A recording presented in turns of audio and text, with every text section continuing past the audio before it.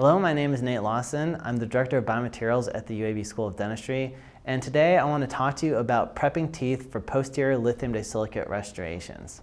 So when I first started doing posterior crowns, I was trained on porcelain fused to metal. Then I converted to doing zirconia, and then I started doing posterior bonded lithium disilicate crowns and onlays. And I have to be honest, when I first started doing that, I had a number of failures, sometimes just in trying, and then sometimes shortly after those restorations had been bonded.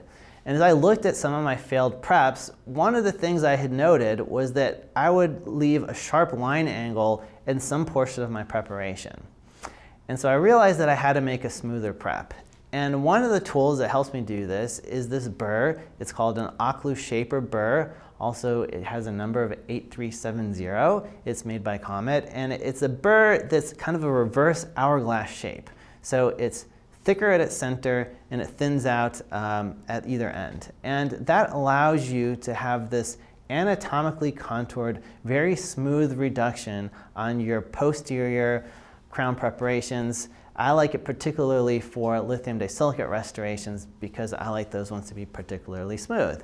What I noticed after I started using this burr is that when I would blow up my preparations after I had scanned them, that the occlusal surface would just look very, very smooth. The nice thing is this burr can be used for other parts of the preparation too. I'll use it for doing buccal and lingual bevels on my preparation. I also use it to help get jaw and mesial distal boxes for onlay preparations. So it's kind of a multi-use burr.